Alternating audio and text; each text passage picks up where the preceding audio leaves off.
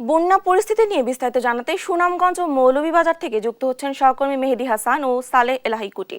প্রথমে চলে যাচ্ছি সুনামগঞ্জে। মেহেদী, নতুন করে কোনো এলাকা প্লাবিত হয়েছে কিনা, আশ্রয়কেন্দ্রে মানুষের ভোগান্তি কি অবস্থা দেখছেন, বিস্তারিত আমাদেরকে জানাবেন। ডানা, এর আগে খবরে আমরা জানিয়েছিলাম যে সুনামগঞ্জে গত 24 ঘন্টা কোনো বৃষ্টিপাত হয়নি, আবহাওয়া অনেকটাই ভালো ছিল, যার কারণে সুনামগঞ্জে সুরমা নদীর পানি অনেকটাই কমেছে। এবং আপনাকে যদি আমি দেখাই যে আমি এই মুহূর্তে আছি উত্তরা আরপিনগরের উত্তরা সাহেববাড়ি উত্তর আরপিনগরের যে রোড সড়কটি, সেই সড়কে হাঁটু পানি ছিল, সেই হাঁটু পানি কিন্তু এখন অনেকটাই কমেছে। এবং এই শুধু এই এলাকা নয়, পৌর শহরের বেশ কিছু এলাকায় সড়কে পানি ছিল, যা এখন নেমে গেছে এবং সুরমা নদীর পানি কমে বিপদসীমার 8 সেন্টিমিটার উপর দিয়ে প্রবাহিত হচ্ছে। তবে সুরমা নদীর পানি কমলেও হাওরের পানি কিন্তু অনেকটা ধীর গতিতে কমছে, যার কারণে নিম্নাঞ্চলে খুব বেশি দুর্ভোগ পোহাতে হচ্ছে নিম্নাঞ্চলের মানুষদের। এবং আমরা কথা বলেছিলাম সুনামগঞ্জের পানি উন্নয়ন বোর্ডের নির্বাহী প্রকৌশলী মামুন হাওলাদারের সাথে। তিনি আমাদেরকে জানিয়েছেন যে এখন বৃষ্টিপাত চেরাপুঞ্জিতে এবং সুনামগঞ্জে তেমন বৃষ্টিপাত নেই, যার কারণে পানি কমছে। তবে বৃষ্টিপাত হলে বা পাহাড়ি ঢল নামলে নদ-নদী পানি আরো বন্যা পরিস্থিতি আরো অবনতি হতে পারে। তবে তিনি জানিয়েছেন আরো 24 ঘন্টা বৃষ্টিপাত অতি ভারী থেকে অতি ভারী বৃষ্টিপাত হতে পারে। এবং আমরা জেলা প্রশাসনের সাথে কথা বলেছি, তারা আমাদেরকে জানিয়েছেন সুনামগঞ্জে এখন পর্যন্ত 594টি আশ্রয় কেন্দ্র খোলা হয়েছে এবং সবগুলো আশ্রয় কেন্দ্রে শুকনো খাবার পৌঁছে দেওয়ার ব্যবস্থা করা হচ্ছে। তবে আশ্রয় কেন্দ্রের লোকজন অভিযোগ করছেন কোনো ধরনের ত্রাণ সহায়তা তারা কিন্তু এখনো পাননি। এই ছিল আমার কাছে সুনামগঞ্জ থেকে বন্যার সর্বশেষ তথ্য। এবারে আমরা চলে যাব মৌলভীবাজার, সেখানে আছেন আমাদের সহকর্মী সালেহ এলাহি কুটি। মৌলভীবাজারের বন্যার সর্বশেষ পরিস্থিতি কি? ধন্যবাদ। আপনি যেমনটি বলছিলেন যে মৌলভীবাজারের সার্বিক বন্যা পরিস্থিতির বিষয়টা হচ্ছে অনেকটাই উন্নতির দিকে। আশার জায়গা নিয়ে যে দিকটা হচ্ছে যে মৌলভীবাজারের যে উজানে ভারতের যে নলকাটা নামক স্থান থেকে যে মনুর উৎপত্তি, সেই নলকাটা স্থানে কোনো বৃষ্টিপাত না হওয়ার কারণে মৌলভীবাজারের মনু এবং ধলাই নদীর পানি ইতিমধ্যেই বিপদসীমার নিচ দিয়ে প্রবাহিত হচ্ছে, যার কারণে মৌলভীবাজারের যেসব জায়গা প্লাবিত হয়েছে সেই সব জায়গার ঘর থেকে পানি নামতে শুরু করেছে এবং বাড়িঘর থেকে এখন পর্যন্ত পানি নামে নাই। আপনাকে একটি বিষয় জানাতে চাই যে আমাদের এই মৌলভীবাজার জেলায় যে মনু এবং ধলাই নদীতে যে বন্যা হয় সেটা হচ্ছে ফ্ল্যাশ ফ্লাড, অর্থাৎ নদীর উজান থেকে নেমে আসা ঢলে নদী ভাঙ্গনে সেটা সৃষ্টি হয়। কিন্তু আমাদের যে হাওর অঞ্চলের যে অবস্থা, সেটা হচ্ছে পাহাড়ি অঞ্চল থেকে যে পানিটা নেমে হাওরের নিম্নাঞ্চল যে প্লাবিত হয় সেখান থেকে পানি নামতে অনেকটা সময় লেগে যায় এবং অনেক সময় এই বন্যার দীর্ঘস্থায়ী হয়। এবারও সেটা হয়তো এইরকম একটা অবস্থার সৃষ্টি হতে পারে বলে আমাকে পানি উন্নয়নের বোর্ডের নির্বাহী প্রকৌশলী আমাকে এই বিষয়টি জানিয়েছেন। তবে মৌলভীবাজারের যে বিষয়টি হচ্ছে সার্বিক বন্যা পরিস্থিতি অনেকটা উন্নতির দিকে। এখন পর্যন্ত যারা আশ্রয় কেন্দ্রে আশ্রয় নিয়েছেন তারা ঘর ফিরে যেতে পারতেছেন না, কারণ ঘরের যে দুর্যোগ অবস্থা সৃষ্টি হয়েছে তার কারণে তারা ফিরে যেতে পারতেছে না। কিন্তু আশা করা যাচ্ছে আজকে না হোক আগামীকালকেই তারা তাদের বাড়ি ঘরে ফিরে যেতে পারবেন। আমি জেলা প্রশাসকের সাথে কথা বলেছিলাম, তিনি আমাকে জানিয়েছেন যে মৌলভীবাজারে যে বন্যা কবলিত যেসব জায়গায় রয়েছে সেসব জায়গার মানুষদেরকে ত্রাণ তৎপরতা ব্যাপকভাবে দেওয়া হচ্ছে এবং সেখানে মানুষের যাতে কোনো রকম দুর্ভোগ না হয় সেই জন্য তারা জেলা প্রশাসন কাজ করে যাচ্ছে। এবং এখানে 70টি মেডিকেল টিম কাজ করছে, কারণ সবচেয়ে যে বিষয়টি হচ্ছে যে বন্যা পরবর্তী যে দুর্ভোগের সৃষ্টি হয় সেটি এখন পর্যন্ত হয় নাই, তবে আশা যে সেটা হওয়ার সম্ভাবনা রয়েছে বলে চিকিৎসা বিভাগের লোকজন আমাকে জানিয়েছেন। এই ছিল আমার কাছে মৌলভীবাজারের বন্যার সার্বিক পরিস্থিতি। আমি এখন চলে যাব আমাদের হাউসে, আমাদের ডানা। ধন্যবাদ আপনাদেরকে। সুনামগঞ্জ এবং মৌলভীবাজার থেকে সেখানকার সর্বশেষ বন্যা পরিস্থিতি জানাচ্ছিলেন আমাদের সহকর্মীরা। তিস্তা ধওলার পানি বেড়ে লালমনিরহাট ও কুড়িগ্রামে প্লাবিত হয়েছে নিম্নাঞ্চল ও চরাঞ্চল। এ বিষয়ে আরো জানাতে লালমনিরহাট থেকে সহকর্মী জামাল বাদশাহ ও রংপুর থেকে সরাসরি যুক্ত হচ্ছেন সহকর্মী রফিকুল ইসলাম। শুরুতে চলে যাচ্ছি জামালের কাছে। জামাল, লালমনিরহাটের বন্যা পরিস্থিতির সর্বশেষ আমাদেরকে জানাবেন।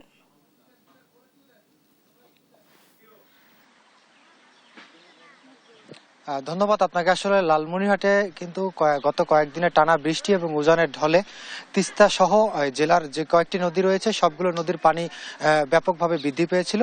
তবে তিস্তার পানি কিন্তু তিস্তা ডালিয়া ব্যারেজ পয়েন্টে বিপদসীমা অতিক্রম করেনি। বিপদসীমা অতিক্রম না করলেও তিস্তার তীরবর্তী যে নিম্নাঞ্চলগুলো রয়েছে সেই নিম্নাঞ্চলগুলো কিন্তু প্লাবিত হয়েছে এবং নিম্নাঞ্চলগুলো প্লাবিত হওয়ার কারণে কিন্তু এই অঞ্চলে যে বাসিন্দারা রয়েছে সেই বাসিন্দারা কিন্তু নানা ধরনের ভোগান্তিতে পড়েছে।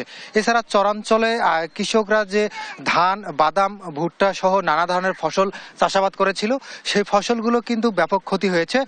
বিশেষ করে যে ধান কয়েকদিন পরেই কিন্তু ঘরে তোলার কথা ছিল সেই ধানগুলো কিন্তু তারা ঘরে তোলার আগেই এই স্বল্প সময়ের বন্যা কিন্তু ধানের ব্যাপক ক্ষতি করেছে। এ নিয়ে কিন্তু কৃষকদের মাথায় এটি চিন্তার ভাঁজ পড়েছে। আমি যদি একটু জানিয়ে রাখি যে গত 3 দিন ধরে নিম্নাঞ্চলের যেসব পানিবন্দী অবস্থায় লোকজন রয়েছে তাদের সাথে আমার কথা হয়েছে। তারা যেটি জানিয়েছে যে গত 3 দিন ধরে তারা পানিবন্দী থাকলেও তাদের রান্নাবান্না এবং দৈনন্দিন কাজগুলো সম্পূর্ণ করতে নানা ধরনের সমস্যার মধ্যে পড়তে হলেও কিন্তু এই বন্যা কবলিতদের যে স্বল্পমেয়াদী বন্যা কবলিতদের কিন্তু খোঁজ খবর নিতে স্থানীয় জনপ্রতিনিধি, পানি উন্নয়ন বোর্ড বা সরকারি কোনো লোকজন এ পর্যন্ত খোঁজ খবর নেয়নি। এছাড়া কিন্তু পানি আজকে গতকালকে কিন্তু পানি বিপদসীমার 10 সেন্টিমিটার নিচ দিয়ে প্রবাহিত হয়েছে। আজকে পানি কিছুটা কমে বিপদসীমার 37 সেন্টিমিটার নিচ দিয়ে প্রবাহিত হচ্ছে। পানি কমলেও যেহেতু নিম্নাঞ্চলে পানি এখনো রয়েছে, এখনো নামতে শুরু করেনি, এই ক্ষেত্রে কিন্তু ভোগান্তির এখনো আসলে কবে শেষ হবে এটা কিন্তু নিশ্চিত করে বলা যাচ্ছে না। আমরা পানি উন্নয়ন বোর্ডের সাথে কথা বলেছি। পানি উন্নয়ন বোর্ড জানিয়েছে যে ভারী বৃষ্টিপাতের কারণে নদীর পানি বৃদ্ধি পেয়েছে। এছাড়া নদীর গর্ভে পানি ধারণ ক্ষমতা অনেকাংশে কমে যাওয়ায় অল্প পানির কারণেই কিন্তু নদী ফেঁপে উঠছে এবং নিম্নাঞ্চলে পানি প্রবেশ করে স্বল্পমেয়াদী বন্যার সৃষ্টি করছে এবং প্লাবিত হওয়ার মতো ঘটনা ঘটেছে। এছাড়া কিন্তু লালমনিরহাটের যে ডালিয়া পয়েন্ট রয়েছে সেই ডালিয়া পয়েন্টের আশেপাশে পানি কমার কারণে কিন্তু ভাঙন দেখা দিয়েছে। এছাড়া সদর উপজেলার কালমাটি এবং আদিতমারি উপজেলার মহিষকোচার কিছু পয়েন্টে ভাঙন দেখা দিয়েছে। পানি যদি আরও কমে এবং পানি কমার সময়টা যদি খুবই অল্প সময়ের মধ্যে হয় তাহলে কিন্তু ভাঙন আরও তীব্র হবে। এই মুহূর্তে এই তিস্তার বন্যা পরিস্থিতি নিয়ে আরও খবর জানাতে আমরা এখন চলে যাব রংপুরে। সেখানে অপেক্ষা করছেন সহকর্মী রফিকুল ইসলাম। রফিক জানাবেন তিস্তার রংপুরের কি অবস্থা? জামাল বাদশাহ, আপনি খবর জানাচ্ছিলেন তিস্তার। আমি এই মুহূর্তে রয়েছি তিস্তার বিনবেনাচর এলাকায়। আপনি জানেন যে গতকাল থেকে তিস্তার ডালিয়া এবং কাউনিয়া পয়েন্টে পানি কমতে শুরু করেছে। মূল নদীতে পানি কমতে শুরু করার সঙ্গে সঙ্গে নিম্নাঞ্চল এবং চরাঞ্চলে যে পানি উঠেছিল ঘরবাড়িতে সেখানেও পানি কমতে শুরু করেছে। আমরা যেখানে রয়েছি বিনবেনা এলাকায়, আমরা দেখানোর চেষ্টা করছি যে এই বাড়িটিতে গতকাল এই ঘরের অর্ধেক পর্যন্ত পানি ছিল, সেটি কিন্তু একেবারেই নেমে গেছে।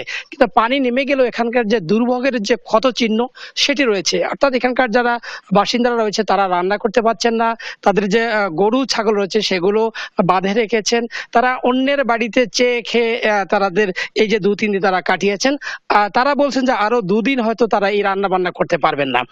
একটি বিষয় জানিয়ে রাখি যে যখন উজানে পানি কমতে শুরু করে তখন ভাটিতে পানি বাড়তে শুরু করে। অর্থাৎ রংপুর, লালমনিরহাট এবং নীলফামারীতে যখন পানি কমে তখন কুড়িগ্রামে পানি বাড়তে শুরু করে। সে কারণে কুড়িগ্রামে রাজারহাট, রৌমারী, রাজীবপুর, চিলমারী সেখানে কিন্তু পানি বাড়তে শুরু করেছে। সেখানকার যারা আমাদের সহকর্মী রয়েছেন, সেখানকার পানিবন্দী মানুষজন রয়েছেন, তাদের সঙ্গে আমরা কথা বলেছি। তারা কিন্তু দুর্ভোগের মধ্যে পড়েছে। তাদের শুকনো খাবার এবং বিশুদ্ধ যে পানির প্রয়োজন সেটির অভাব দেখা দিয়েছে। তো আরেকটি বিষয় বলে রাখি যে যেহেতু পানি দ্রুত উঠেছে এবং দ্রুত নেমেও যাচ্ছে, সবচেয়ে বড় আতঙ্কের বিষয়টি হচ্ছে যে এখন ভাঙন দেখা দিবে। অর্থাৎ এই যে এখন রংপুরের যে কাউনিয়া উপজেলা রয়েছে, কাউনিয়া উপজেলার গদাই ইউনিয়নে গদাই গ্রামে সেখানে ভাঙন দেখা দিয়েছে, কয়েকটি বাড়ি ভেঙে গেছে। সেখানকার বাসিন্দারা অভিযোগ করে বলছেন যে পানি উন্নয়ন বোর্ড দায়সারাভাবে জিও ব্যাগ ফেলবার কারণে সেখানকার ভাঙন রক্ষা করা যাচ্ছে না।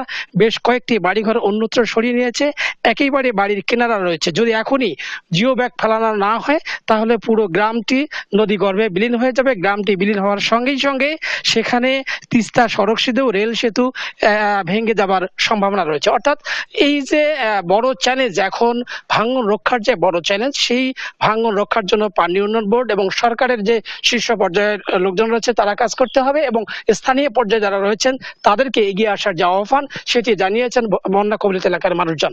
তো এই ছিল রংপুর থেকে বন্যার বা পানি ওঠার সর্বশেষ খবর।